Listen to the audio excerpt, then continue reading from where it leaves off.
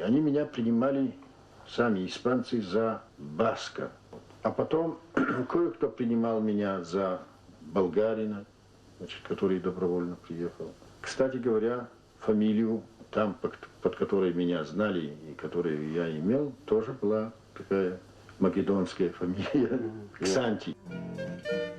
Ксанти и никем другим был он для Михаила Кольцова и Романа Кармена.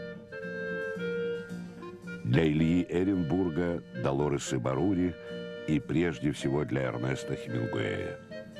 На самом деле он Хаджи Умар Джиорович Мамсуров, майор советской военной разведки.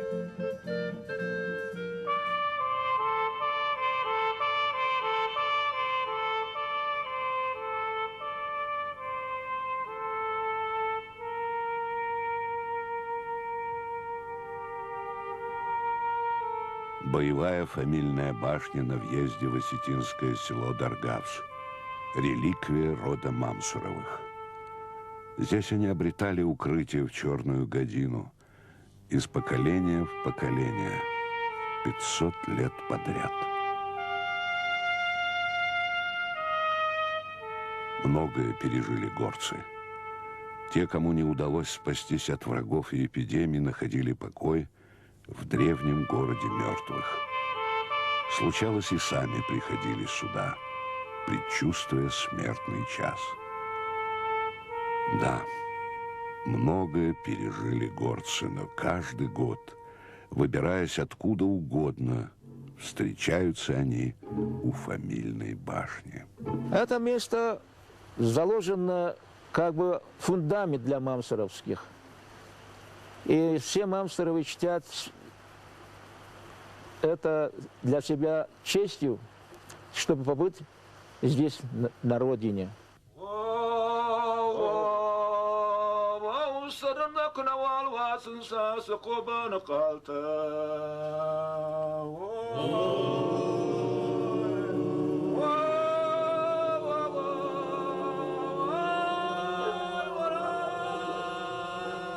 Многие горцы живут до 100 лет. Хаджи Мамсурова, увы, давно уже нет в этом дружеском кругу. Осталась лишь память.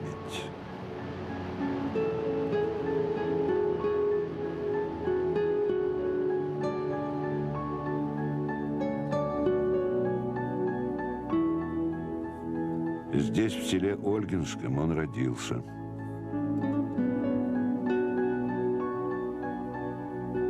Это улица во Владикавказе его имени.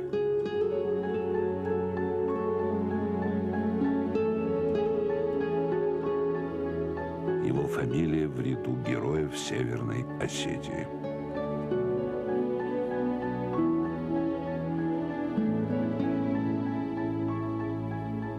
Отсюда он шагнул в неведомое, став одним из прославленных разведчиков. Вообще странная жизнь. Жизнь очень странная. Я папу своего помню.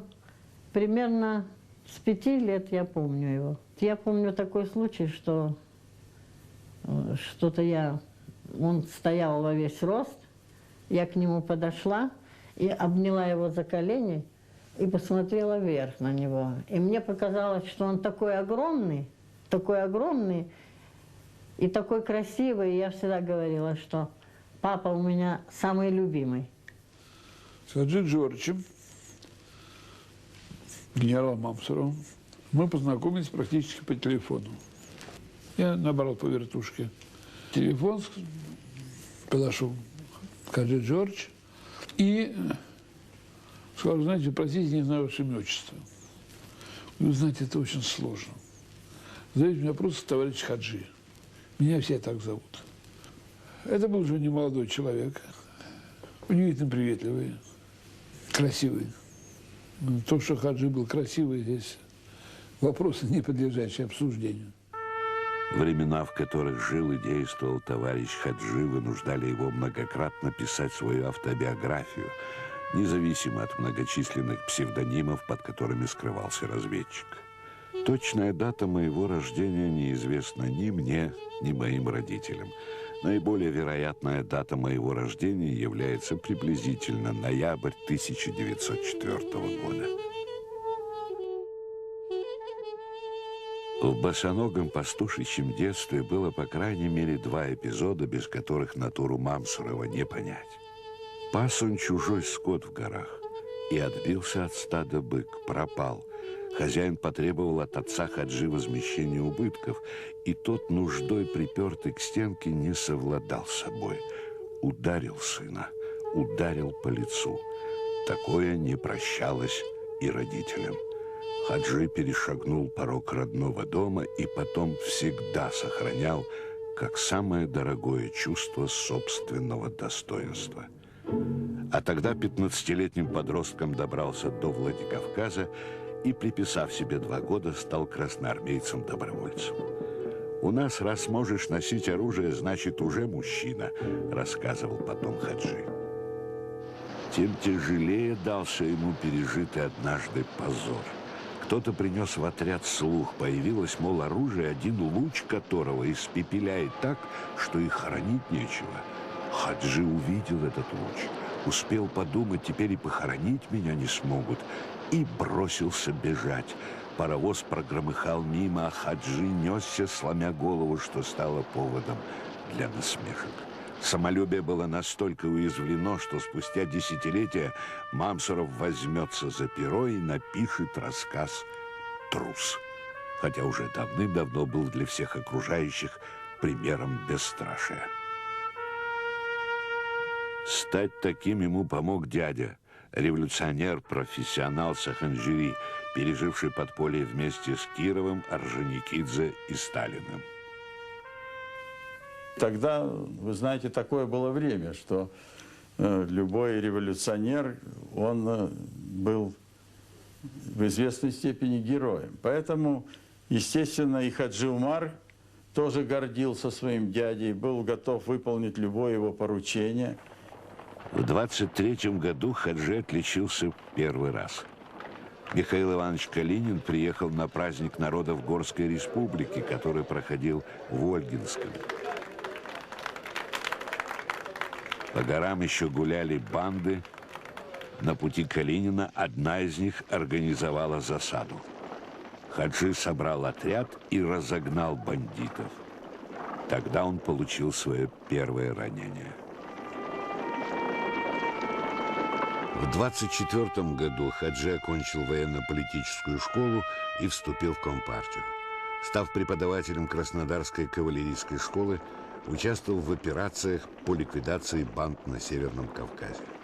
Тогда он познакомился с Гаем Туманяном. Они стали близкими друзьями на всю жизнь. Жизнь Хаджи, как и многих его современников, перевернул 17-й съезд партии. Сталин прорвался к власти. Надвигалась эпоха массового террора. Месяцев 10 спустя после убийства Кирова арестовали отца, поэтому нечего и говорить, что Хаджи Умар был очень подавлен этими событиями. Более того, вскоре он замечает, это где-то уже в самом конце 1935 года, он замечает, что за ним следят. Первого председателя Совнаркома Горской Республики Саханжири Мамсурова объявили врагом народа и расстреляли. Что было делать его воспитаннику, красноармейцу Хаджи Мамсурову? Мстить за дядю? Или стать матрицей режима? Остаться с теми, кому высочайшей милостью вождя было назначено поднимать страну и защищать ее? Он остался с теми, кто защищал. Так можно было сохранить порядочность, но от жизни, которая тебя окружала, это не спасало. А пока Хаджи учился на курсах при разведу Красной армии, Гай Туманян уже служил там, именно он и попросил Артузова, заместителя начальника управления, зачислить Мамсурова в свой отдел. С февраля 1936-го Хаджи секретный уполномоченный спецотделения А. Это было разведывательно-диверсионное отделение разведупра РКК.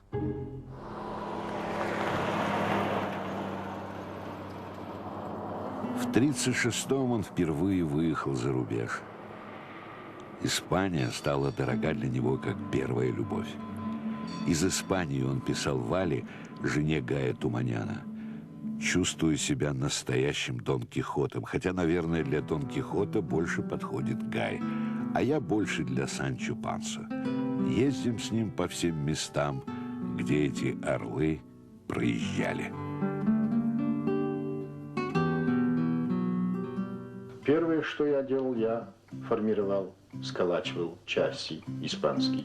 Помогал им в боевой подготовке, краткой боевой подготовке, день-два и на фронт. Обучал их владению оружием, потому что это были рабочие, крестьяне, которые никогда раньше в руки не брали даже винтовки. Когда Хаджи Джиорович был в Испании, он имел задание, естественно, помимо своей основной работы, подбирать надежных людей из числа иностранцев, которых можно было бы в дальнейшем привлечь для разведывательной работы в интересах нашей страны. В батальоне имени Тельмана сражался Вилли Ром, ставший потом разведчиком-нелегалом в Швеции. Действуя под именем Йона Гетцигера, он помогал создавать разведывательно-диверсионные группы. Одна из них в июле 41-го пустила под откос фашистский эшелон. В Испании Хаджи завербовал и румынского иммигранта Семена Побережника из 12-й интербригады. После окончания разведшколы в Москве он действовал как английский инженер Альфред Муней в Италии и Болгарии, передавая в Центр важнейшую информацию, в том числе и о подготовке войны против СССР. Когда на помощь республиканцам к Мадриду подошли части известного анархиста Буанавентуры Дурути, Мамсуров стал его советником и другом, учил его бойцов стрельбе из пулемета. Однажды Хаджи срочно вызвали в штаб обороны. В это время анархисты, не желавшие вести регулярные боевые действия, застрелили Дурути. Наши операторы сняли Дурути за час до его убийства. А Хаджи всегда казнился. Никогда не прощу себе, что уехал. Будь я вместе с Дурути, этого бы не случилось.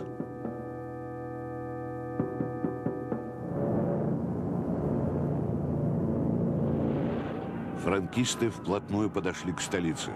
Мадрид, казалось, был обречен. В то время как все мировые агентства сообщали о скором падении Мадрида, Хаджи формировал многотысячные отряды рабочих. Внутри руководства нашего были очень большие разногласия по вопросу, оборонять Мадрид или не оборонять. Оборонять город тяжело, большой город тем более. Я категорически выступил против сдачи города фашистам. И сказал, если мы или вы, руководители, вынесете решение такой о сдаче города, то имейте в виду, что вы потеряете опору. Рабочие вас не поймут, и рабочие все равно не сдадут город. К счастью, вот так меня послушались.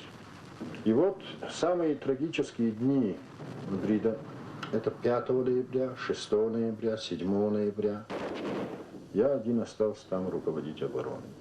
А 7-го приехали, значит, Кольцов, вот Кармен, и мы снялись. И вот там импровизированный такой стол накрыли.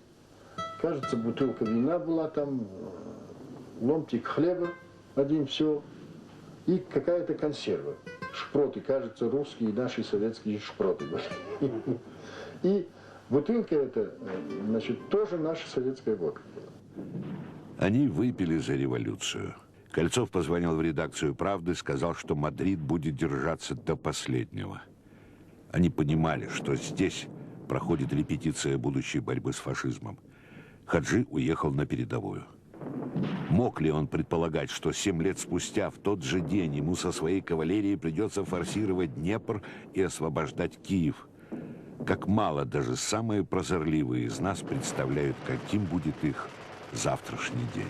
В самом глухом уголку Испании, в партизанском отряде, в тылу у фашистов, вот вдруг появился наш советский человек Оренбург. Знал он меня как Ксанти и все. Даже сомневался, русский я, советский я, и действительно македонец какой-то. А он меня расположил вот своей, будучи пожилым, своей храбростью, своей смелостью. Начавшаяся тогда дружба продолжалась всю жизнь. Но была еще одна знаменательная встреча в Испании. Вот как об этом позднее вспоминал Илья Эренбург. Хемингуэю нравился Хаджи. Многое из того, что рассказал Хемингуэй в романе «По ком звонит колокол», он взял со слов Хаджи. Хемингуэй, собственно, вокруг меня ходил все время. Ему рекомендовал меня Кольцов, чтобы поговорить со мной. Я не мог ему, конечно, все рассказывать. И, откровенно говоря, я тогда даже и не знал, кто такой Хемингуэй, понятия не имел вообще. В чем прелесть была Мамсурова? Он не кичился, не представлял себя, так сказать, интеллигентом больше, чем он был там и так далее. Ну, понимаете, говорит, ну я не знал такого Хемингуэя к этому времени. Я ничего не читал его, я не знал, что за писатель. И поэтому, когда мне стал Кольцов говорить, что я ему рассказал, я очень не хотел этого. Потому что, во-первых, у него неправильная борода, от него пахнет спиртным. Я пить не люблю, в общем, и к этому отношусь плохо. Поэтому он рассказывал о том, как прежде всего для него были свои страницы в Испанской войне. Одной из главных страниц для Хаджи в этой войне стала Лина. Когда они познакомились, Лина не знала его настоящего имени. И сама она была под другим именем. В титрах спецвыпуска кинохроники 1937 года надпись «Лина Аргенти, ассистент-переводчик». Аргенти потому, что родилась в Аргентине, в семье революционера-эмигранта, а встретились они в Испании. Однажды, как вспоминал Мамсуров, жизнь подвела их друг к другу. В одном из боев я встретил девушку-переводчицу Лину, около меня разорвался снаряд, волной оглушила и задела. Она нашла меня лежащим без сознания около шоссе. Лина спасла мне жизнь. Она стала его женой и осталась с ним до конца. Они состоялись в Испании. Они там почувствовали себя свободными людьми. Это очень важно. Они этого не понимали. Но там они себя почувствовали свободными людьми. Это большая трагедия, что люди себя чувствуют свободными на войне. Я прибыла в Валенсию, и знала я, что где-то там должна быть Лина. Я ее искала. Открываю дверь, и передо мной стоит удивительная, красивая, с какой-то непонятно, не то улыбка, не то такой вопросительный вопрос. Кто я такая? Я говорю, я сестра, испугавшаяся его голоса. Это была первая встреча. Она незабываемая, потому что глаза очень красивые, темный такой восточный человек, который и таким тоном повелительный, но и тоже какая-то улыбка. Это забыть это очень трудно. Очень характерно для Хаджи качество то, что он нравился людям. И мужчинам, и особенно женщинам. Так же, как и твой отец. Да, ну не так же, в большей степени. Но что они очень нравились женщинам, я это знаю. Это из тех людей, которые нравятся женщинам. Так что я думаю, что были всякие истории в жизни были, в молодости особенно.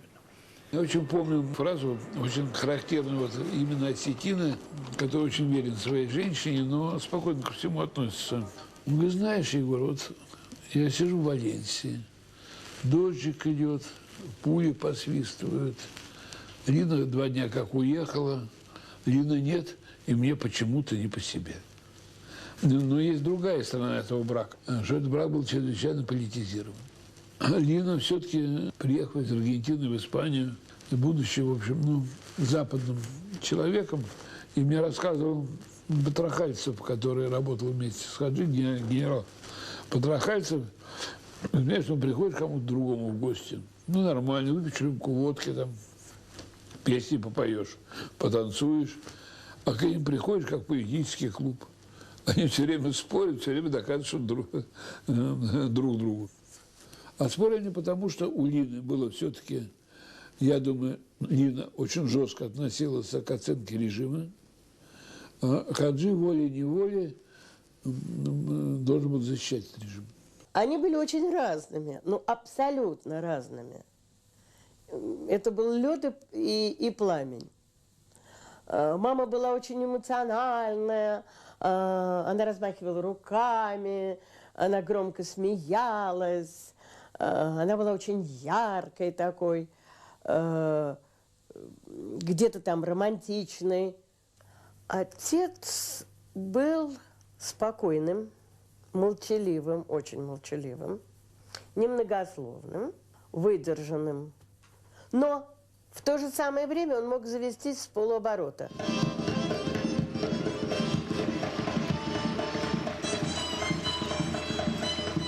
Мама моя такая любительница Верди. И вдруг остинская музыка. Отец ее очень этим делом занимал. Отец был прекрасным танцором в свое время.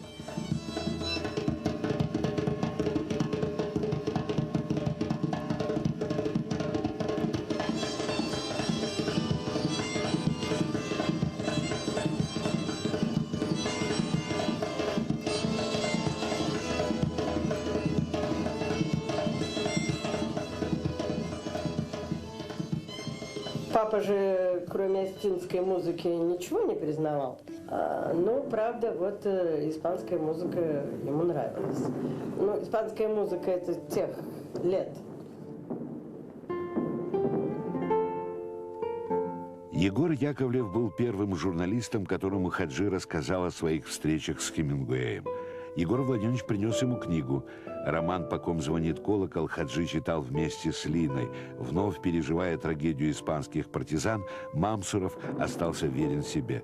«Удивительный был писатель», — сказал он, поглаживая страницы книги. «Отлично знал взрывное дело». Испания осталась в его сердце навсегда. Но как-то он сказал: о событиях в Испании я не хотел бы выступать или писать, главным образом потому, что мне не хотелось беспокоить память многих замечательных людей, бывших со мной в Испании и погибших от руки врага и от руки своих. Министр обороны Малиновский в Испании, Малино, запросил как-то в ГРУ список участников войны в Испании, а перелистав его, написал: «Список не точен». Что имел в виду министр? В списке действительно не указывалось, кто и когда после возвращения с фронта был репрессирован и расстрелян. Начальник разведупра Берзин Доницетти расстрелян в 1938-м. Комдив Штерн Себастьян расстрелян в 1941-м.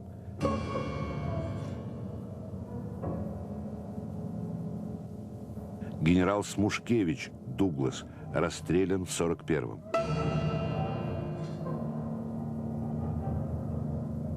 Писатель Михаил Кольцов в 1939-м. Это был, если не ошибаюсь, конец 1938 года. Нашли аресты своим ходом. Он вошел в приемную, и здесь там с Кольцовым. Ужасно обрадовался, расцеловались. Это была последняя встреча. Потом кто-то, там был 3 человека в приемном. Все говорят, было 3 человека. Я до сих пор не знаю, кто же из 3 написал, что я целовался не с тем, с кем надо, когда Кольцова объявили врагом народа. В разведупре часто проводились партийные собрания, на которых клеймили очередного врага народа, пробравшегося в их ряды по заданию иностранной разведки. Руководил собраниями начальник политотдела полковой комиссар Ильичев. На заседание этого политуправления пытаются исключить из партии некого болгарина, разведчика, очень достойного человека, Эмильева. Как говорил мне Хаджи, для меня было ясно, что если вот сейчас его вот здесь, там, на 5-м этаже исключат, то на 1-м его арестуют и отвезут куда обычно. И Хаджи встает и начинает защищать Эмильева. Говорит, что он, в общем, никак не враг народа, а очень много воевал в Испании, был порядочным человеком. Там встает Ильичев И говорит, а вы знаете, а вот нечего слушать особенно Мамсурова. Вы знаете, у него дядя, сукин сын, оказался. За дядя, которого председателем правительства Осетии. Вот, и поэтому не очень надо ему доверять. Тогда Хаджи встает и говорит, что, вы знаете сказать, сукин сын не мой дядя, а те, кто на него подняли руку. И рано или поздно они за это ответят. А вы, Ильичев, нанесли кровное оскорбление моему роду. И я буду пользоваться правильно кровной мести, пока вы не принесете извинения. Ну, понимаете, если мы с вами попробуем перенести в 1937 год в партсобрание того времени, то ясно, что это такое. Из Хаджи шла такая энергия, что Ильичев испугался. Ильичев, которому ничего не стоило посадить Хаджи, принес извинения Хаджи. Угроза ареста всегда шла за Мамсуровым по пятам, как и за другими людьми его поколения. Что же выручило его? Отчего он не оказался за решеткой? Вот это осетинско-кавказская, не знаю, горская, как хотите называть,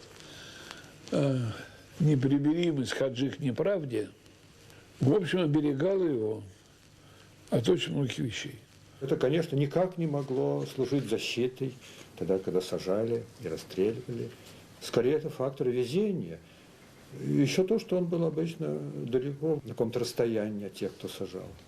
Может быть, как это не парадоксально звучит, Хаджи Умару помогали войны, он все время воевал, так сказать. Тут 1937 год, тут аресты, но он в Испании, тут он приезжает, значит, начинается финская война 1939 года.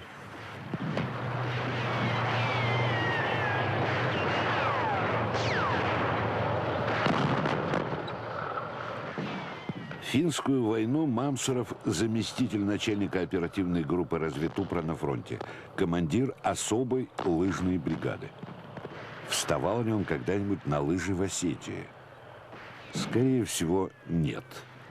А теперь он не только научился бегать на них, но и не уступал студентам Ленинградского института физкультуры, которые пришли под его начало.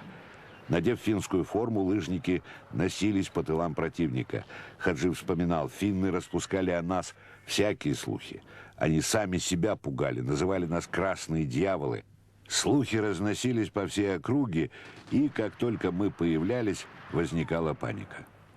Мне кажется, что он немножко преувеличил. Да, какой-то был отряд там, который хорошо был подготовлен, чуть ли не имел такую же финскую форму, эти вот камуфляжные меховые эти куртки, брюки, эти лыжи с жесткими креплениями.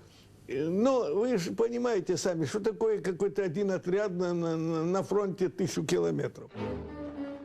На самом деле таких отрядов было сформировано около сотни. Их готовили по ускоренной программе не более 10 дней. Нередко все сводилось лишь к обучению азам ходьбы на лыжах. Отряды были недостаточно вооружены, несли большие потери. Только особый лыжный отряд Мамсурова действовал достаточно успешно. Спустя годы Лина напишет, скрывая вздох, как бы поступил Мамсуров, зная, что на помощь Финляндии прибывают добровольцы со всей Европы. Те самые интербригадовцы, которые были вместе с ним в Испании. Да если бы и знал. Война есть война. Однажды Хаджи расскажет, как это ему давалось. У меня никогда не было такого ощущения, как тогда, во время финской войны, махнуть на все рукой, лечь и заснуть. Такое было сильное, неотвратимое желание, и нужно было собрать последнюю волю, чтобы удержаться и не сделать этого.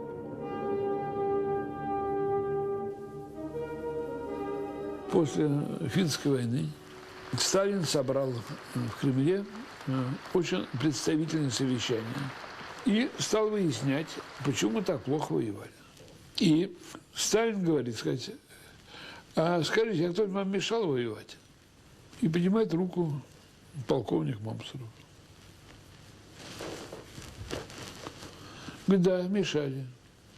И рассказывает о Мехлисе, который был член военного совета, и который ужасно мешал. Он на многих людей посадил, это причем фигура, о которой не хочется говорить. Сохранилась запись этого разговора, сделанная Хаджи сразу после совещания. «Мехлис, это все клевета, я вас видел 1-2 раза». «Мамсуров, мне клеветать нечего, я говорю то, что есть». «Мехлис, это сплетня». Сталин. Мамсуров говорит правду. Нам нужно знать то, что говорит товарищ, работающий на фронте. О клевете не может быть и речи. Товарищ Мамсуров говорит, и мое такое же мнение. Эти слова послужили Хаджи индульгенцией на многие годы. Хотя он и позволил себе на том совещании вольность, недопустимую по тем временам. Сказал, что нет смысла говорить о Финляндии, надо обсуждать предстоящую войну с Германией. Если таких бы подвергали репрессиям, то мы бы в результате войны имели очень-очень, как говорится, бледный вид. Я хочу напомнить, что период репрессий нанес тяжелый ущерб кадрам разведки. До 90% руководящего состава в центральном аппарате и в войсках подверглись репрессиям. По окончании курсов усовершенствования высшего командного состава при Академии имени Фрунзе в начале мая 1941 года Хаджи готовился для работы военным атташе в Турцию. Но уже 5 июня он пишет рапорт. «Прошу откомандировать меня в управление кадров для назначения на строевую должность. Наиболее целесообразно для пользы дела считаю назначение меня командиром одной из воздушно-десантных частей». Почему именно воздушно-десантных? Весной 1941 года в ряде округов были созданы авиадесантные бригады особого назначения. Боевой опыт Хаджи как нельзя больше подходил для этой работы. Освоил лыжи в 1939-м, освоил бы и парашют в 1941-м.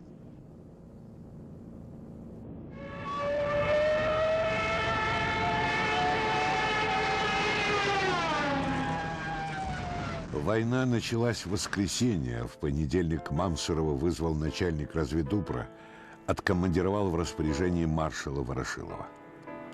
Хаджи заторопился домой забрать хотя бы пару белья. А на обратном пути, уже миновав лестницу, столкнулся с Линой, только что приехавшей из Западного военного округа. Поцеловались и расстались.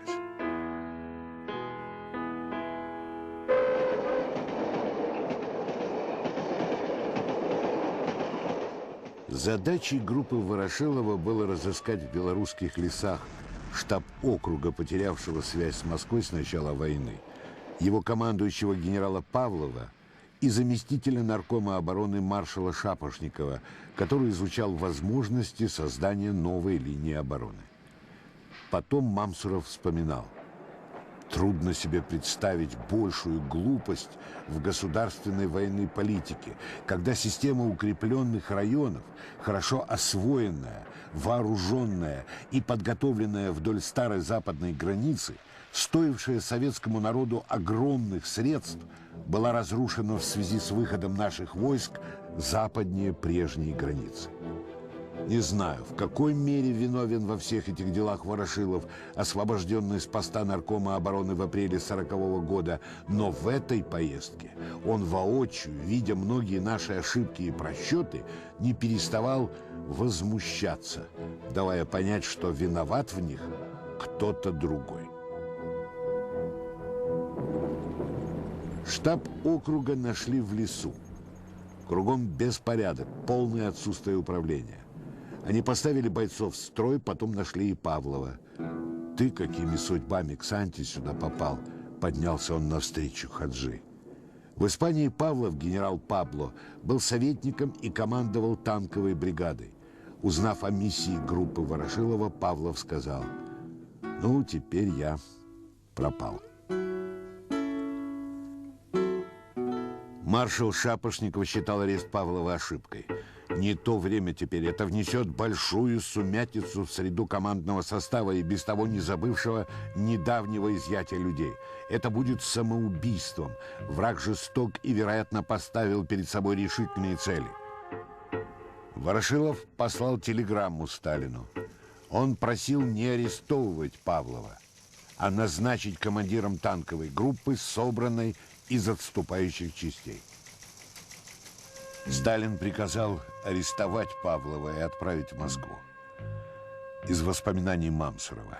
Первым подошел ко мне сам Павлов, снял ремень с пистолетом и сказал: «Не поминай лихом, Ксанти, когда-нибудь в Могилеве встретимся».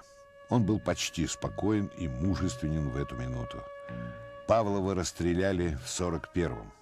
Еще одно воспоминание об Испании. После ареста Павлова Хаджи занимается знакомым еще по Испании делом, организует партизанское движение. Вместе с Гаем Туманяном Мамсуров готовит командиров будущих партизанских отрядов, сколачивает разведывательно-диверсионные группы для заброски в тыл противника. Так начиналось партизанское движение в Белоруссии. А 8 июля Мамсуров со своей группой вылетел в Ленинград для организации такой же работы на Северо-Западном фронте. Когда немцы прорвались в районе Чудова, полковник Мамсуров оказался на передовой. Его назначают командиром 311-й стрелковой дивизии. В боях под Чудовом был ранен.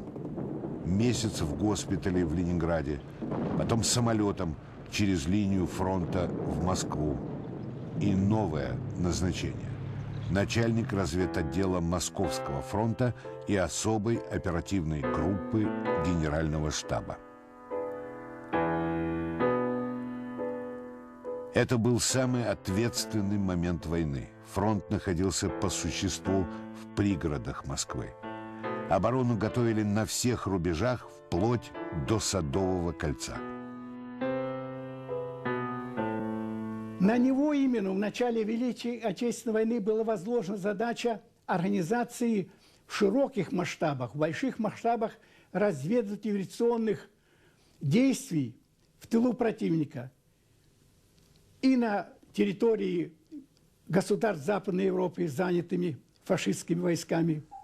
Подразделение Мамсурова на подмосковной даче в Сходне обучало диверсионным действиям политэмигрантов различных национальностей для заброски в глубокий тыл противника.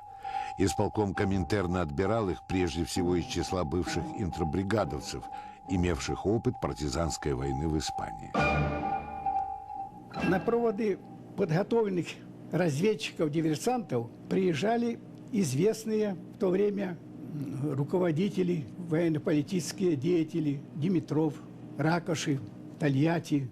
По поручению Хаджи Джиорыча мне приходилось на нашей легковой автомашине привозить их на эти проводы. Однако парашютные десанты 1941 года в Польшу, Чехословакию, Венгрию, Румынию и Болгарию оказались с военной точки зрения неэффективными. Большая часть их погибла. В январе 1942-го Мамсуров по личной просьбе был направлен на фронт. Лина, Мироныч, завтра уезжаю, буду, видимо, на юго-западном фронте. Крепко целую Лину и жму руку всем. Буду беспощадно резать немецкую сволочь. И когда он только успевал писать домой. А дочери даже ухитрялся отправлять письма с рисунками.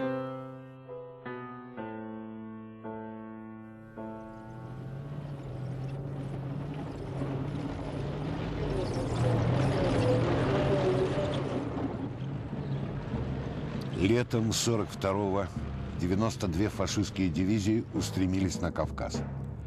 План его захвата получил кодовое название «Эдельвейс». «Если я не получу нефть Майкопа и Грозного, я должен буду ликвидировать эту войну», заявил Гитлер. Южное направление стало главным. Это были родные места Мамсурова, его боль. Он командует 114-й чечено-ингушской кавалерийской дивизией в Грозном, но не оставляет и разведку. Из аналитической записки Мамсурова. Чтобы получить большую ясность в вопросах отношения чеченцев и ингушей к войне против немецких фашистов и действительного положения в Чечено-Ингушетии, объездил до 15 селений, где тщательно старался в разговорах с населением получить эту ясность. Ходят всевозможные слухи и разговоры о прибытии каких-то нелегальных людей из Турции или от Гитлера. Даже в дивизии имели место разговоры о том, что Кавказ будет принадлежать Англии. У меня сложилось впечатление, что в Чечне и Ингушетии, несомненно, орудует как английская, так и немецкая разведка. Имеющееся значительное количество бандитских групп, несомненно, дело рук этих разведок. Я пришел к выводу, что наиболее активная и преданная нам часть населения тяжело переживает сложившуюся обстановку, но она не находит должной поддержки со стороны местных партийных советских организаций и по существу терроризирована враждебными элементами. Отец чувствовал себя прежде всего сыном Кавказа. Прежде всего. Он знал о всех имеющихся трениях. Я думаю, что он был достаточно философичен, чтобы считать их неизбежными и не делать из этого трагедии. Но он понимал всех.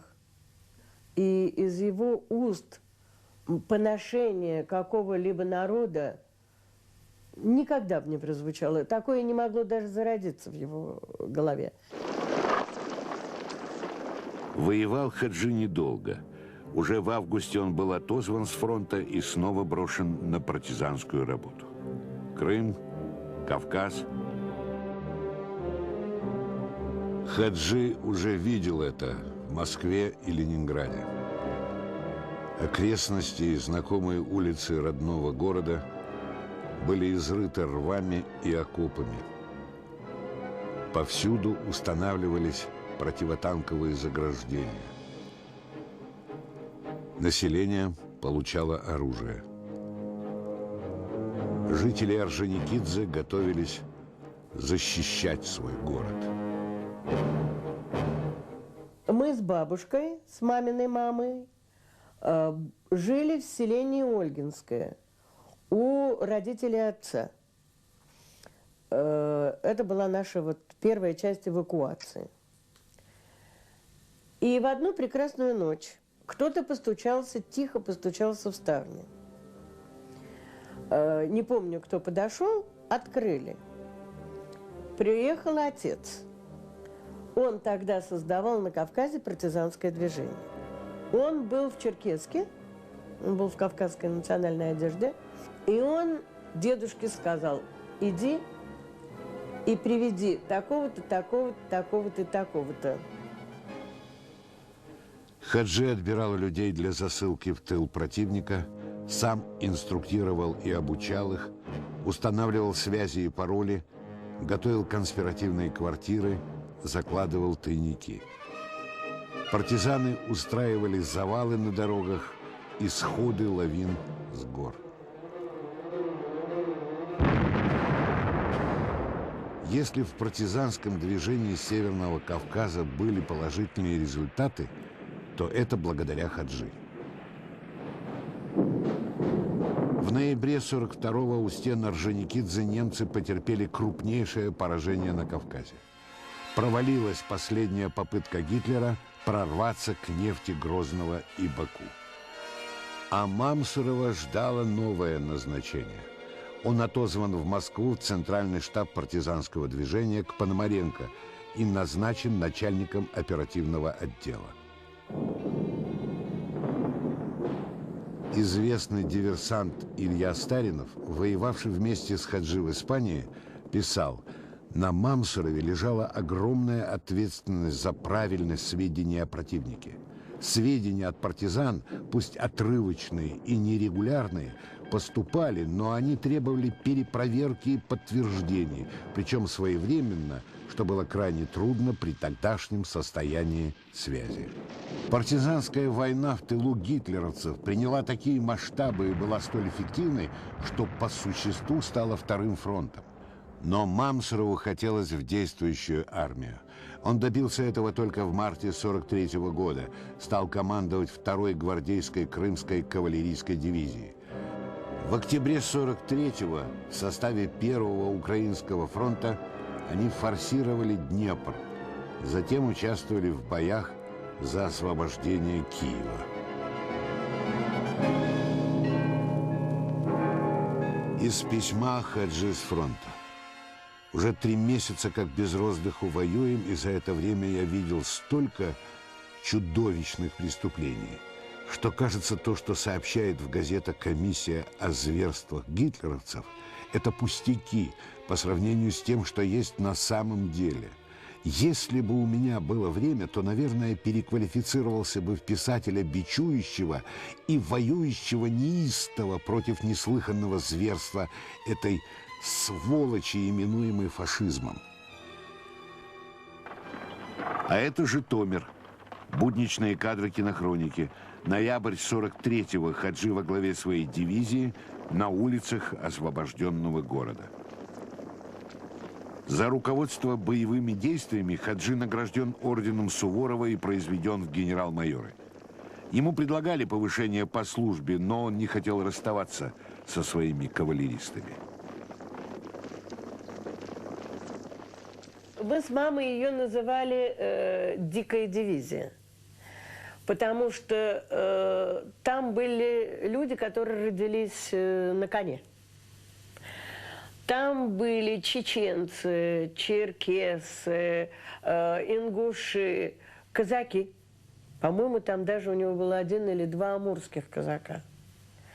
Вообще, отец относился к кавалеристам не только как к родным братьям, а как к самым-самым близким по духу людям. И вот сказать, вот похвалить человека, он говорил, это хороший парень, кавалерист. Отец и Хаджи, они были прекрасными конниками, занимались джигитовкой. Причем отец говорил, что уровень конного искусства Хаджи был просто... Это можно было показывать в цирке. То есть он владел всеми приемами и мог там перевернуться под брюхом лошади.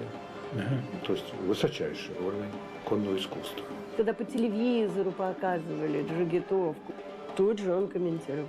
Все знал про это. Каждый раз, когда он ехал куда-нибудь там на юг отдыхать, Пятигорск на скачке хоть раз. Несмотря на любовь к лошадям, назначение Мамсурова командиром кавалерийской дивизии стало делом случая. В марте 1943 года я получил назначение командиром танковой дивизии, но когда прибыл на фронт, то оказалось, что дивизия расформировывается. Что делать? Обратно ехать в Москву? Но тогда меня могут не отпустить. Мне предложили принять командование кавалерийской дивизии. Командующий фронтом говорил, что побудешь там, а потом я тебя назначу на другую должность. Я согласился, а как попал в дивизию, народ мне понравился. Я с ним сжился и уже никуда не хотел переходить. Так с ними войну и закончил. В сентябре 1944 года дивизия Мамсурова в составе 1-го гвардейского кавалерийского корпуса, участвуя в рейде по тылам противника, прорвала оборону немцев в Карпатах и вышла в Чехословакию на помощь восставшим словакам. Через леса и горы. Хаджи писал с фронта. «Имею возможность передохнуть пару дней. Вот и сижу в деревушке, не знаю, за что взяться». Сказать откровенно, есть очень сильное желание, питаемое атавизмом моего крестьянского прошлого. Здесь на поле крестьяне пашут, сеют. Хочется подойти к одному из них, взять плуг и без устали пахать эту землю, пахать со стервенением и бешено, землю, где пролито столько крови. Но впереди были еще тяжелые бои. Хаджи вспоминал, против нас сражались и немцы, и власовцы. Мы продвинулись далеко вперед, на 100 километров на юго-восток от Берлина. 19 апреля мы были всего на расстоянии 50 километров от Берлина. Но Мамсурову с его кавалеристами не суждено было ворваться в Берлин. Они получили приказ идти на Эльбу. А по дороге освободили 2 концлагеря, в которых было более 15 тысяч заключенных.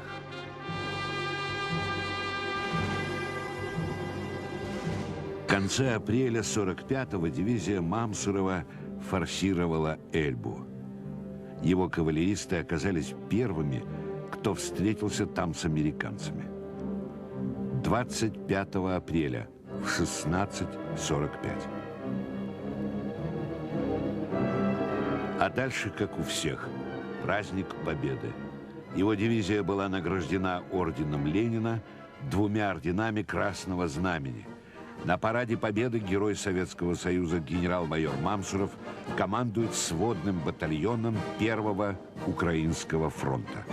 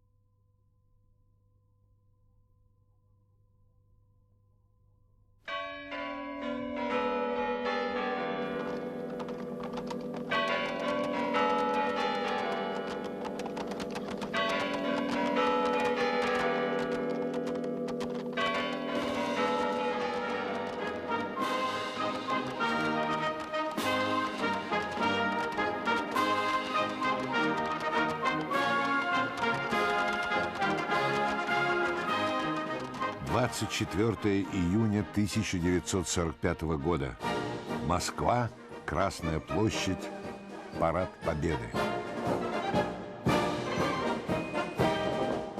Герой Советского Союза генерал-майор Мамсуров командует сводным батальоном Первого Украинского фронта.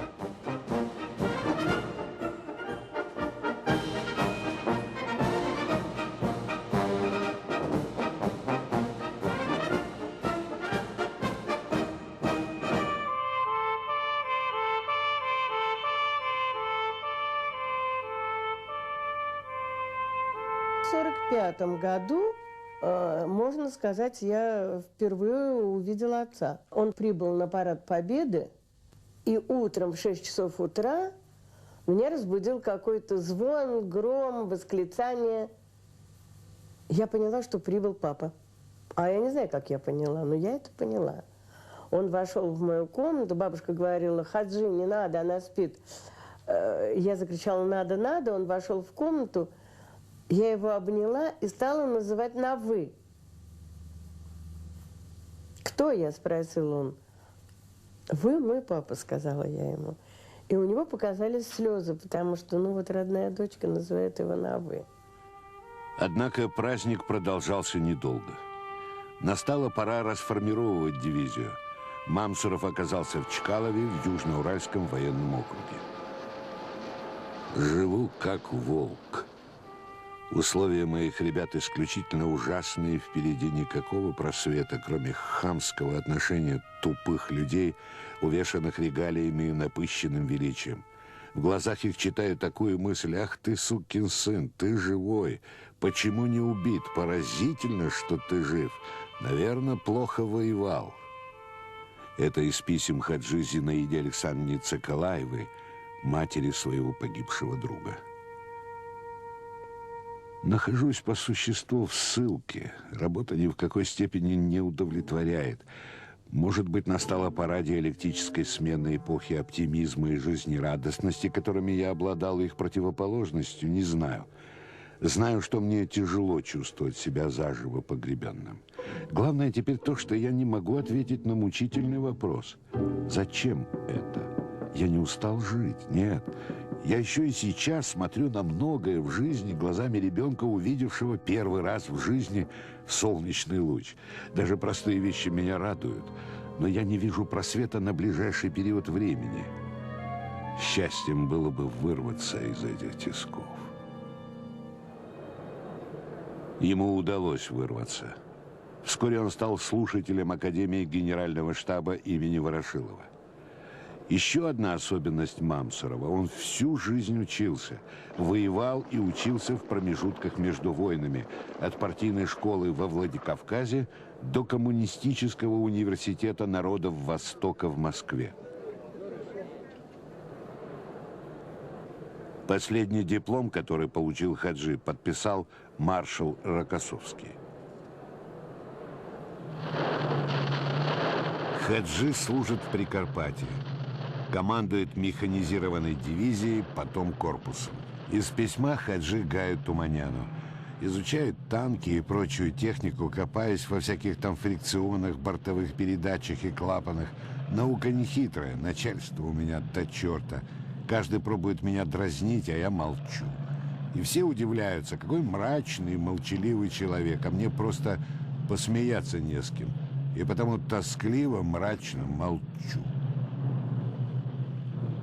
У него дома никто из сотрудников или, скажем, из его заместителей, командира там корпуса или командующей армией, я никогда не видел. Никого он не приглашал никогда. И в гости ни к кому не ходил. Человек аскетического образа жизни. Но таким он был не всегда. Хаджи вместе с Гаем бывал на даче у Микояна. Почти всегда был смех, юмор, анекдоты, подшучивание друг над другом. Вот все время так. Жизнь постоянно испытывала Хаджи на прочность. На этот раз арестовали отца Лины Вениамина Мироновича. Забрали папу, и с папой забрали меня. в этом «Черный ворон». Доехали мы до Лубянки, папа высадили. Ну и, в общем, целый год длился этот самый процесс, называется. Мы ходили на Кузнецкий, узнавали. Пока шел этот самый, так называемый, допросы, не имели права никаких справок давать.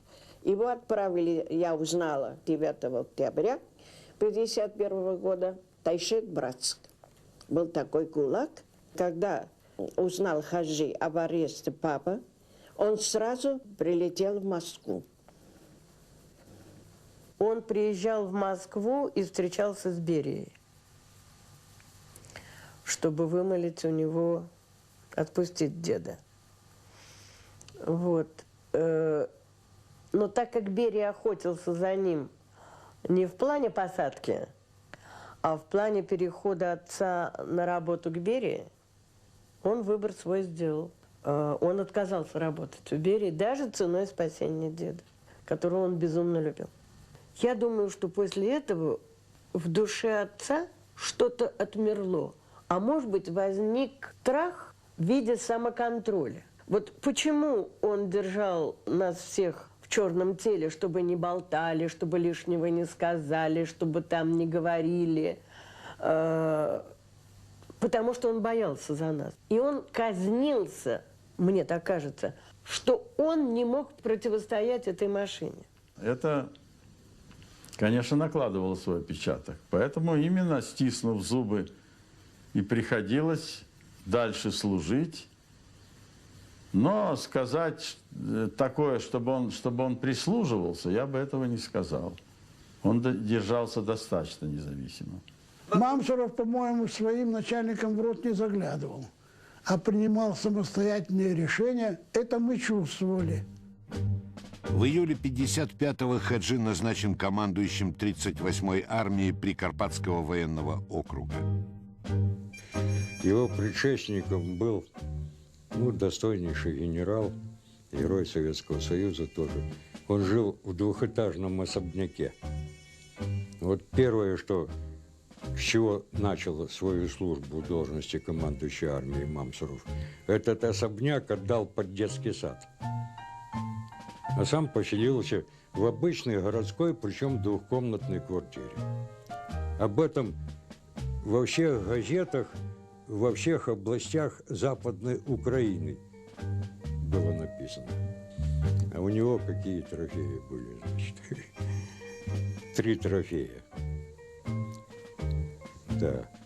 Автомобиль «Опель Капитан» трофейный. Но это не трофей. Это подарок командующего фронтом маршала Советского Союза Конева. Он этот автомобиль, вот, насколько я помню, отдал, не подарил, а отдал в гараж правительства Северной Осетии. Потом ружье было под названием «Зауэр», что ли, немецкое. Ну, на охоту при мне он, может, 2-3, 5 раз ездил. Ему некогда этим было заниматься. Потом я этого ружья не видел. Наверное, тоже кому-то отдал. И еще один трофей был, самый главный, безопасная бритва. Безопасная бритва, которую он, мне так думается, до конца жизни брился. Вот такой человек был. Когда наступил 20-й съезд и пошли вот эти вот раскрытия всех этих преступлений, я думаю, он к этому моменту понял все и даже гораздо больше знал, чем мы с вами на сегодняшний день. Скрытный был человек. Трудно было понять действительно ее мысли. До этого съезда он все время подчеркивал, я выполнял личные задания товарища Сталина. А после этого съезда он забыл, уже не стал говорить по личному указанию, что-то такое не стал. Как просто спустя годы упрекать другого в неискренности. К сожалению, к этому склонны многие.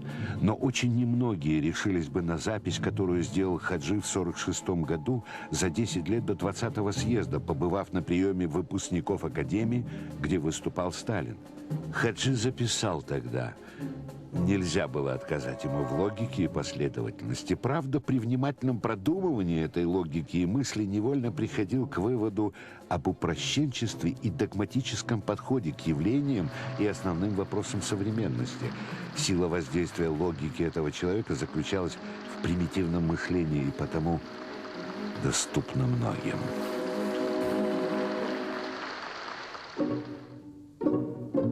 И вновь Мамсурову пришлось подчиниться принятому порядку вещей. В 1956 году его 38-я армия участвует в операции «Вихрь», смысл которой – подавление восстания в Венгрии. Это шокирующая была ситуация, когда тут коммунистов вешали, как говорят, на фонарях и везде. И ненавидели их кровно. Ну, его задача облегчалась тем, что, собственно говоря, он мало участвовал в боевых действиях. Он прошел в Венгрию, и все, кто были, так сказать, участниками мятежа, отодвинуты к западной границе. А дальше вопрос, что их раздавить, а западную границу? И открыть западную границу и выпустить. Как рассказал мне Хаджи, что у них был долгий спор с Андроповым. Андропов колебался в смысле открытия границы. И Андропов, к его чести, приходит в заключение вместе с Мамсуровым, чтобы открыть границу.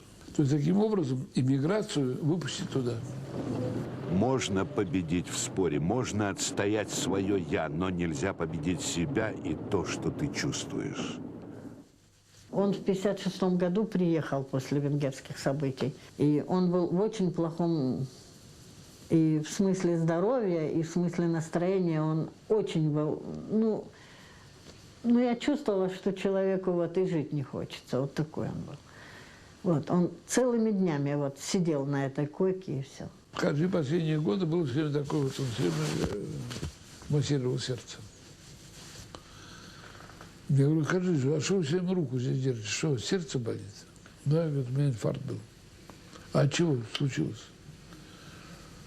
Я никогда не думал, что нас могут так ненавидеть. В начале 1957 года по приказу министра обороны маршала Жукова в округах началось формирование батальонов специального назначения. Жуков предполагал собрать в единый кулак отборный, физически сильный личный состав, обученный приемам ближнего боя, карате, десантированию с воздуха и пользованию современными взрывчатыми веществами.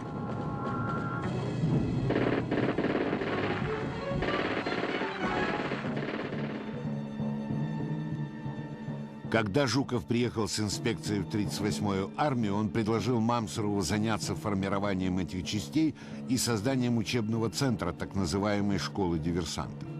Жуков хорошо знал о разведывательно-диверсионной деятельности Хаджи в Испании и Финляндии. Именно о создании спецназа говорил Мамсуров еще в 1940 году, когда в Кремле со Сталиным обсуждались итоги финской войны. Считаю нужным остановиться на вопросе, который необходимо решить, о создании специальных частей в нашей армии в округах. Эти части я должен прямо назвать диверсионно-партизанские отряды, поскольку они этим путем действовали. Опыт у нас в этом направлении есть. Во время Великой Отечественной войны боевая работа Хаджи не раз привлекала внимание Жукова. Из письма Мамсурова с фронта. Мне маршал Жуков сказал, что оборона Луцка – вопрос большой военно-политической важности. И лично товарищ Сталин одобрил выбор меня как ответственного за эту оборону.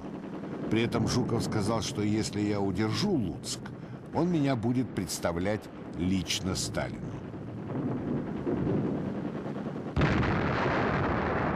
Задачу обороны Луцка я блестяще выполнил.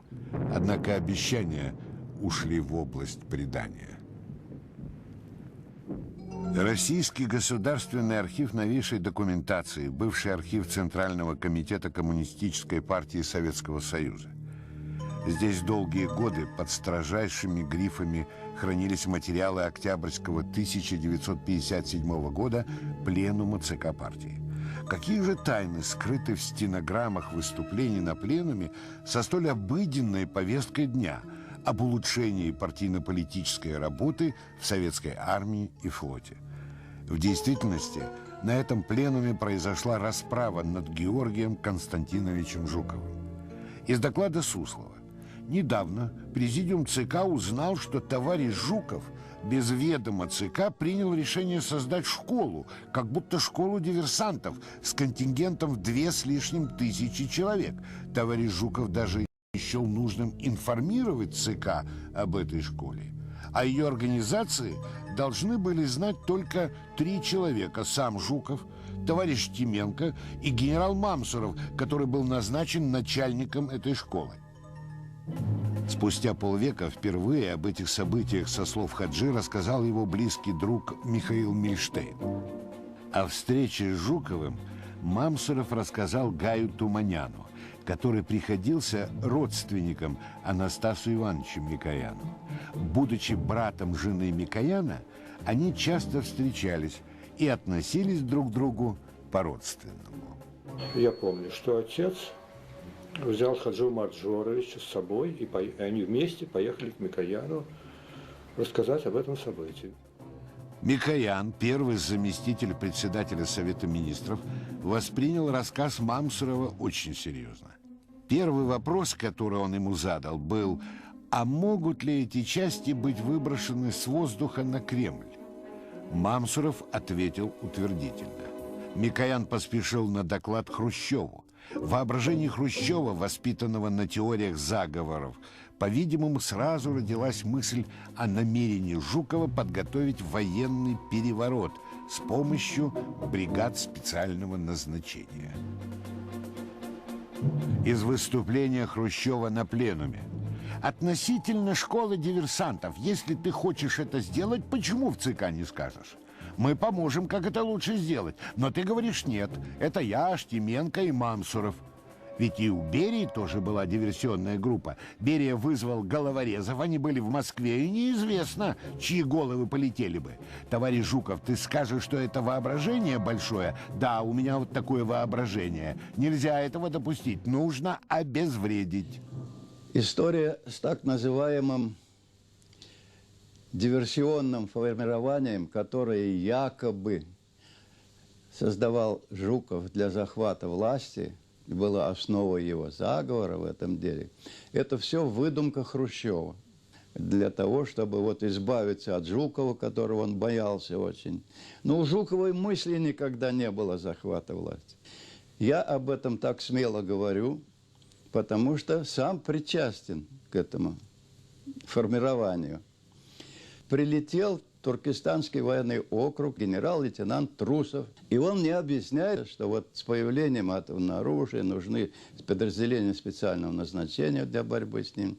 И создается дивизия, командиром которой назначается Мамсуров, генерал.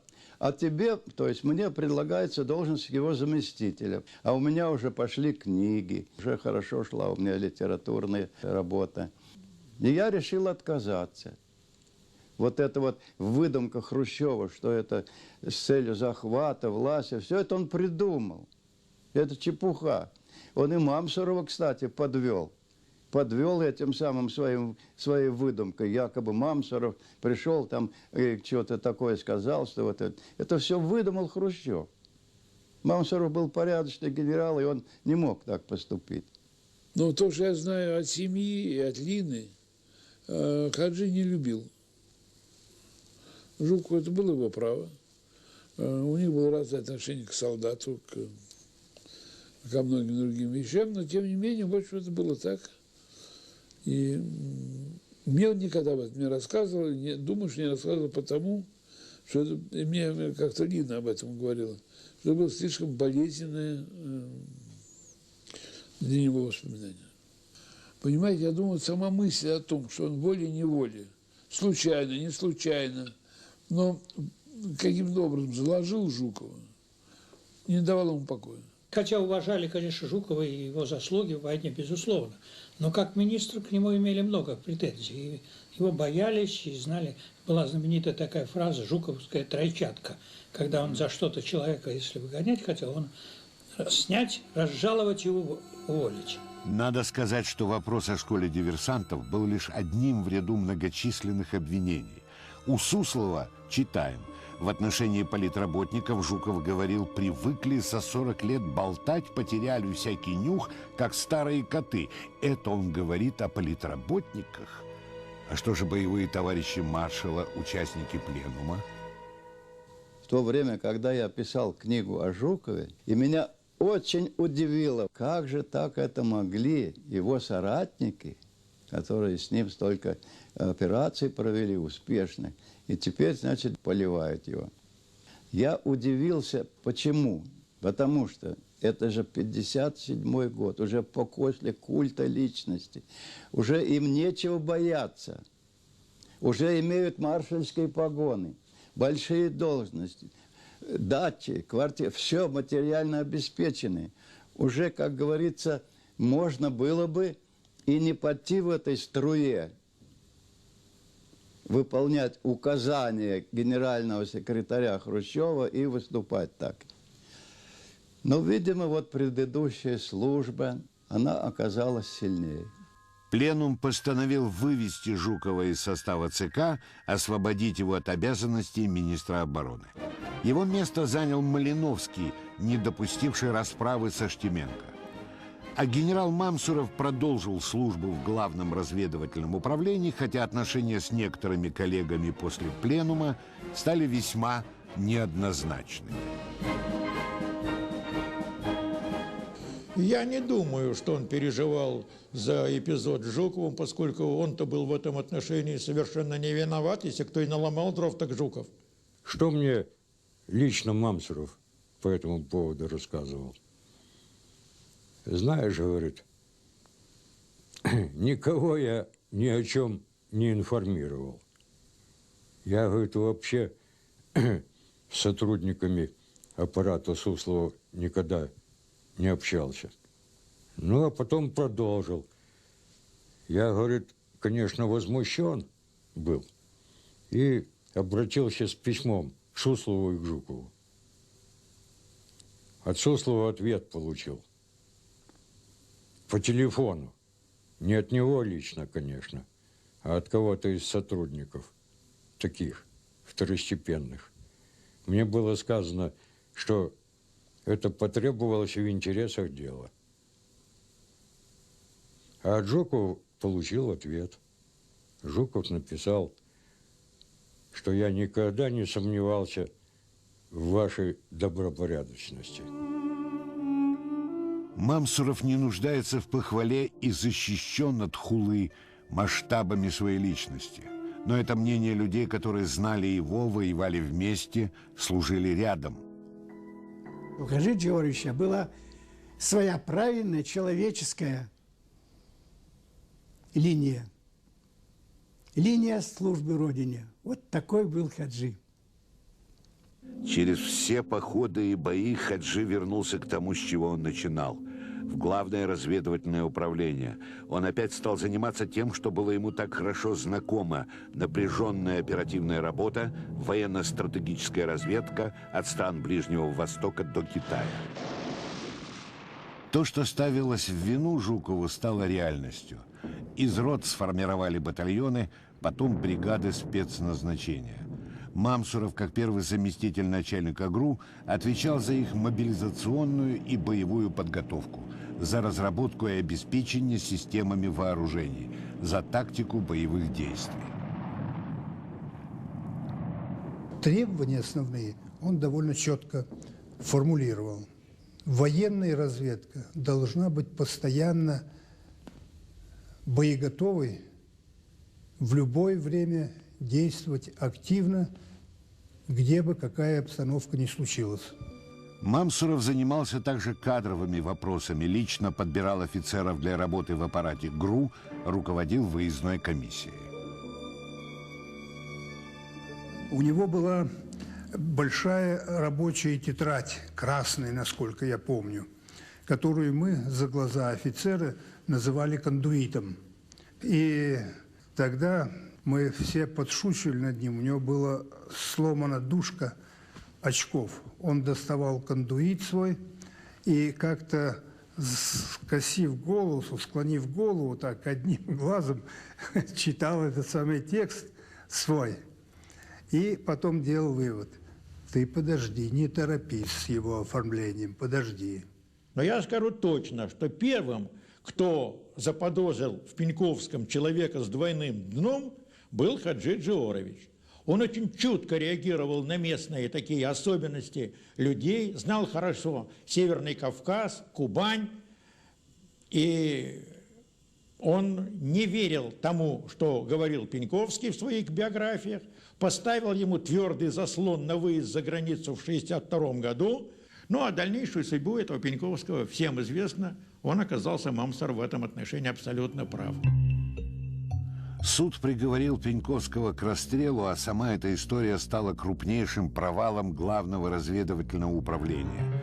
Читаем в докладе Мамсурова, что Пеньковский успел передать врагу. Около 40 человек, данные по нашей ракетной технике, организацию ГРУ и органов ВДА, но особенно искренним Мамсуров был в конце. Что еще выдал, не знаю. Разоблачение Пеньковского привело к падению генерала армии Серова. Он был уволен с поста главы ГРУ. Это аттестация Мамсурова, подписанная Серовым. Занимаемой должности первого замначальника ГРУ соответствует. Позднее Хаджи сделал приписку. «Считаю за всю мою долгую и извиняюсь за нескромность, но полагаю безупречную службу в рядах советской армии, единственным темным пятном является, что аттестацию мне писал Серов. Человек, по моему мнению, мразь и подлец».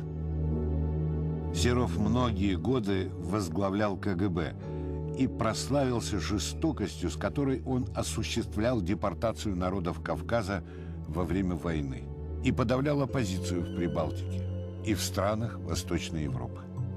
Когда Хрущеву стало ясно, что для очищения образа КГБ надо убрать Серова, его просто переместили на менее престижный пост. В постановлении ЦК было указано, что Серов назначен главой ГРУ для укрепления военной разведки. Отношения начальника Главного управления Серова со своими заместителями не сложились. Они считали, что Серов, работая в ГРУ, отсиживается, глубоко в дела не вникает. При разборе дела Серова в инстанции самые четкие оценки по деятельности Серова были высказаны Хаджи Джиоровичу. В марте 1961 года Мамсуров писал: «Я совершенно определенно пришел к выводу. Серов неграмотный в военном отношении, особенно в оперативном и в оперативно-стратегическом отношении, что нельзя признать нормальным для начальника военной разведки». И в этом отношении Хаджи Джиорович был совершенно прав. Потому что руководить военной разведкой должен быть очень компетентный человек, который вырос в военной разведке, вырос в разведке, который знает все ее тонкости, все ее нюансы. Вот. Чего, к сожалению, не было у Серова. Егор Яковлев общался с Серовым после его отставки. Я вот говорю, знаете, я вот интересуюсь Мамсуровым, мечтаю написать о нем книгу. Что о нем думаете? Плохой был разведчик. Ну а почему? В чем дело? Недостаточно был коварный человек. Ну, я думаю, что, в общем, Серов имел право такую фразу сказать в силу своего коварства. Наступали иные времена, но под слоями былого было погребено множество достойных имен. «Кто вы, доктор Зорге?» Этот французский фильм был показан в Кремле осенью 1963 года на закрытом просмотре для руководителей партии и правительства. Присутствовавший на просмотре Мамсуров вспоминал, что Хрущев был очень сильно взволнован увиденным. Он спросил, действительно ли был такой разведчик. Да, это наш военный разведчик Рихард Зорге, подготовленный в 29 году в стенах нашего управления. Он внес неоценимый вклад в нашу победу. Хрущев воскликнул: надо поднять этого человека. Народ должен знать своего героя. Фильм решено было выпустить на экраны Советского Союза.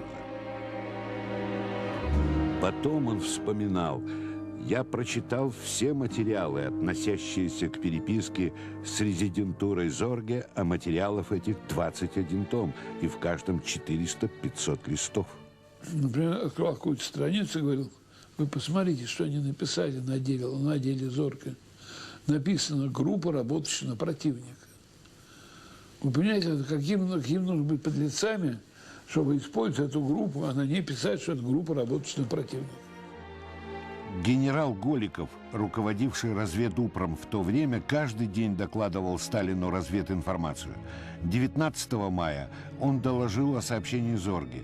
9 армий, включая 150 дивизий, будут сконцентрированы для операции против СССР. Сообщение вызвало гнев у Сталина, который полагался только на собственную проницательность. Он попросту отбрасывал в сторону большинство донесений. 15 июня Зорге передал в Центр: война начнется 22 июня. Ответ Москвы был коротким: мы сомневаемся в достоверности вашей информации. Зорге где-то в районе 41 года должен был приехать в отпуск в Москву. Ждала Катя его, жена, которая уже была в лагерях, он не знал об этом. Вот, и он, какое счастье, что он не приехал. То есть, если он приехал бы, его здесь уничтожили. Он ужасно тяжело переживал все, что касалось Зорге. В ноябре 1964 года Рихарду Зорге было присвоено звание Героя Советского Союза. Мамсуров приложил немало усилий, чтобы состоялся этот указ. Когда-то Хаджи готовил для Зорге радистку Урсулу Кучински. Она проходила подготовку в школе диверсантов под Москвой. Она писала потом о Хаджи и Гае Туманяне. Это глубоко порядочные и мужественные люди были моими начальниками и хорошими товарищами в нелегкое время. Они были моими ангелами-хранителями. Как часто я думала о них, ничего не зная об их судьбе.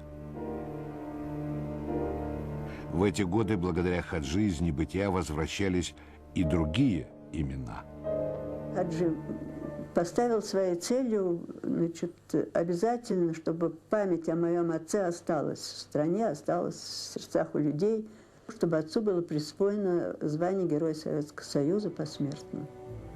Лев Маневич, резидент разведупра в Австрии и Италии с 29 по 36 год. Он направил в Москву сотни страниц ценнейшей технической документации по авиации и военно-морскому флоту, а затем годы тюрем, концлагерей и, наконец, свобода. Через несколько дней после освобождения из Маутхаузена Лев Маневич умер. Прошло время, ушли люди, которые хорошо знали, воевали, работали с Мамсуром. Многие документы растеряны. С другой стороны, время вносит и элементы забывчивости в сознание людей. И многие из разведчиков остаются забытыми. К сожалению, это можно сказать и о Главном разведном управлении. И еще можно сказать, что служба Хаджи до сих пор остается под устаревшим грифом «совершенно секретно», а многие его операции напоминают легенду.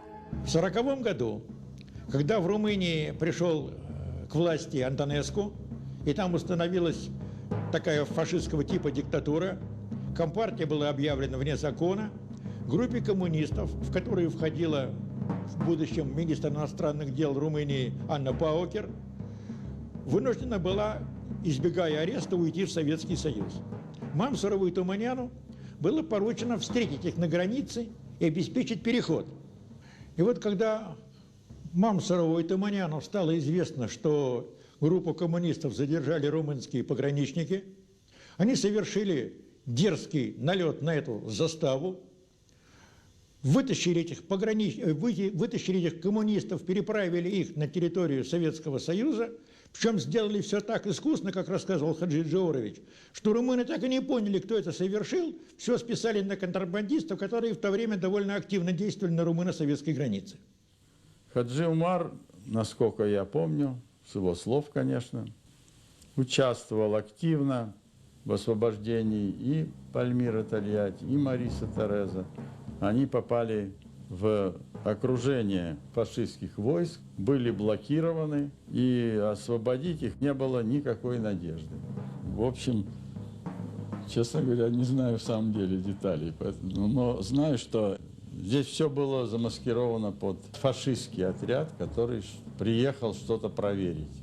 И они проникли туда, забрали с собой и усадили в машину. Далее все развивалось очень быстро, как в кино, как говорят, или как в телевидении. В общем, доставили к самолету, самолет взлетел, и так же, как Скорцени доставил в Берлин Муссолини, также был доставлен Марис Терез в Москву. Ну и примерно таким же способом Пальмира Тольятти. Придет время, я думаю, кто-то напишет все эти детали, распишет их должным образом.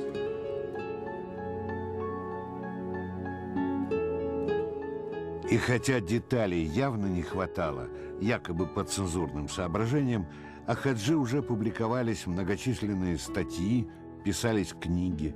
Республиканский академический русский драматический театр даже ставил спектакли. И пусть все они были построены в основном тоже на легендах и домыслах, посмотреть на воплощение образа Мамсурова на сцене собирался когда-то весь Владикавказ.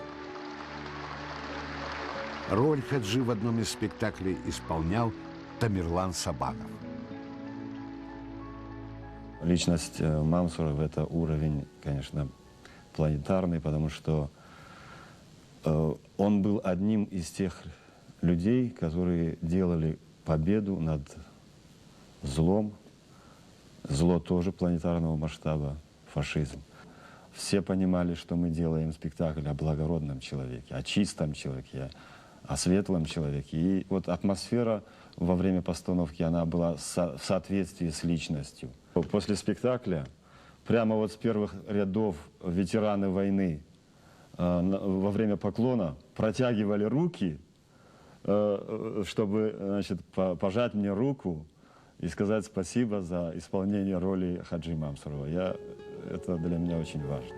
Приехала на премьеру Элина, посмотрела, погрустила, но приятно было увидеть, пусть не в жизни, пусть на сцене живого Хаджи и себя, такую молодую. Ее роль в спектакле сыграла Валерия Хугаева. Конечно, многое ее не устроило, очень многое не устроило в этом спектакле, потому что, видимо, того совпадения индивидуальности, что ли, актерской, с истинным характером, поведением, образом, не состоялось.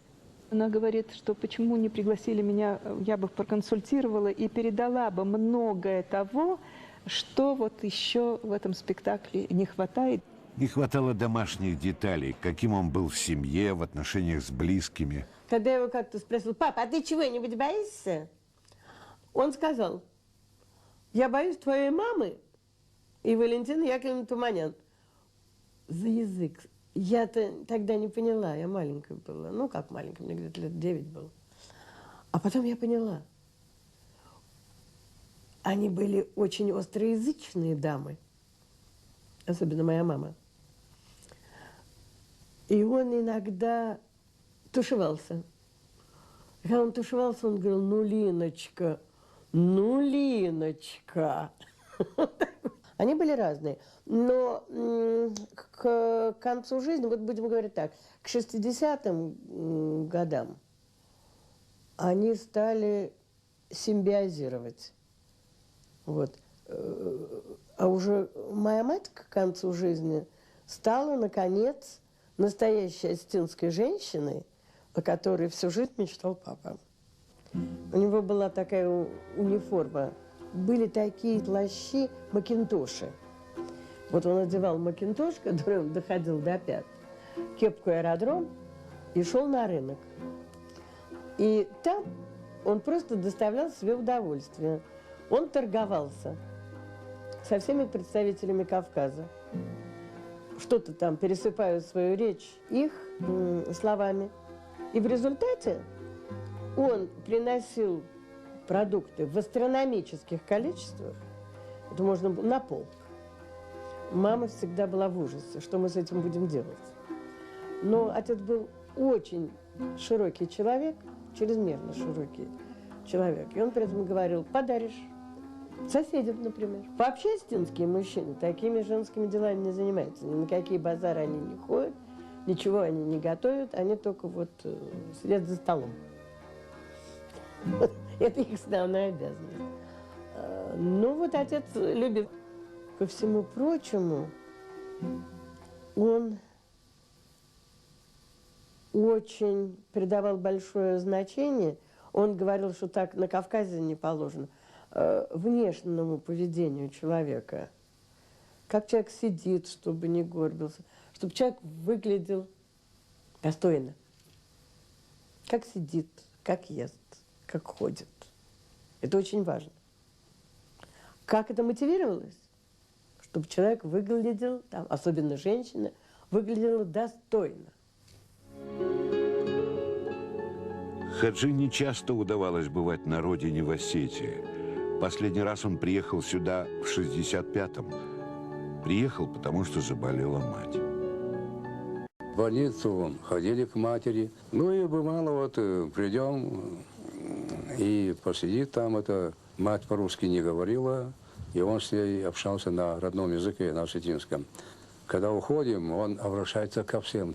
Вы не стесняйтесь, говорите, что вам нужно. Если даже не хватит денег, вот у меня лампасы там, то есть это брюки с лампасами генеральские.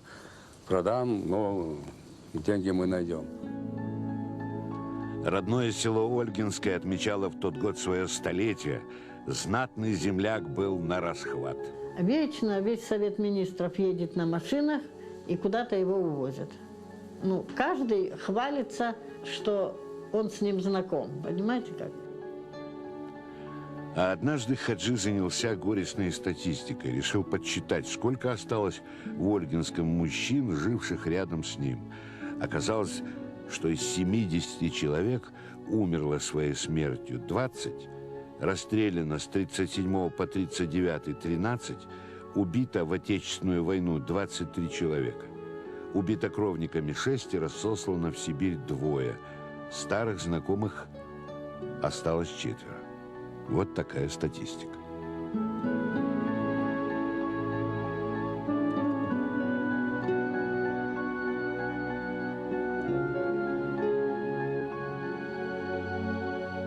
Он очень в последнее время были неприятности в связи с подготовкой к интервенции в Чехословакии.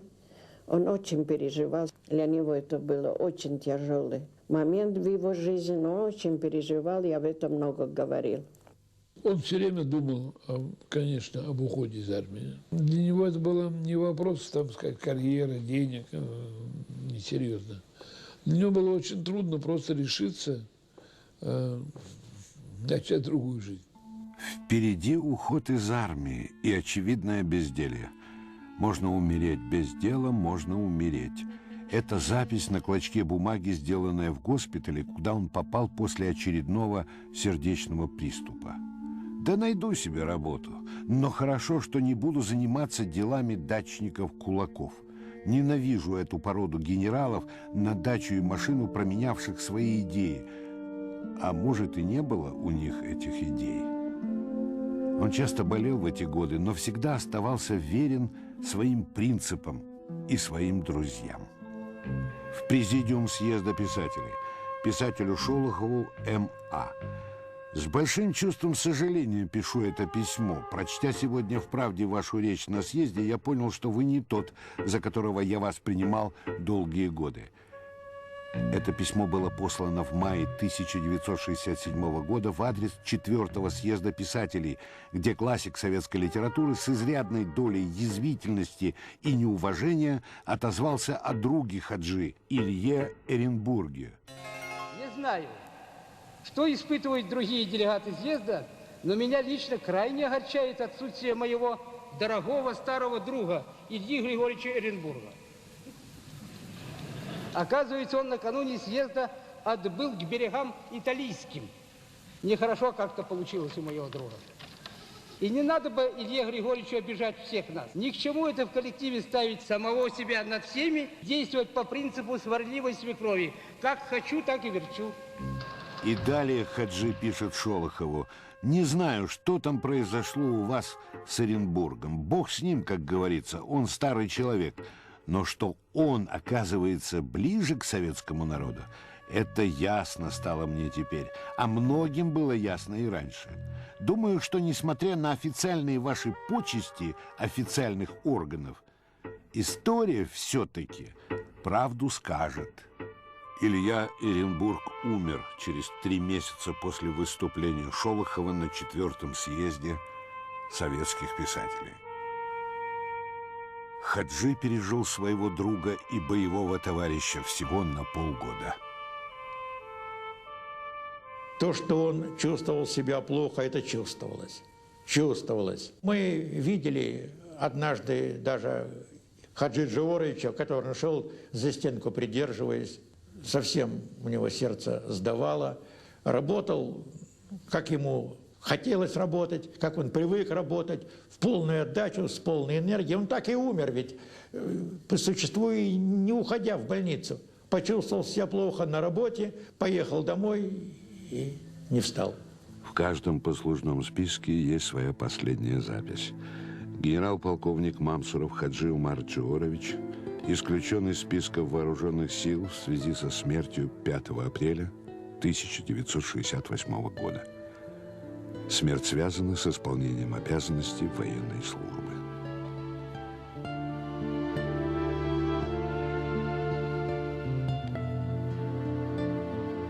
Его похоронили в Москве на Новодевичьем кладбище, рядом с могилой Ильи Эренбурга. Голова к голове. Нет человека, который был бы как остров сам по себе. Каждый человек есть часть материка, часть суши. И если волной снесет в море береговой утес, меньше станет Европа. Смерть каждого человека умаляет и меня, ибо я един со всем человечеством, а поэтому не спрашивай никогда, по ком звонит колокол. Он звонит по тебе. Эти слова английского поэта 17 века Джона Дона Хемингуэй взял эпиграфом к роману «По ком звонит колокол», суть которого навеял Хаджи.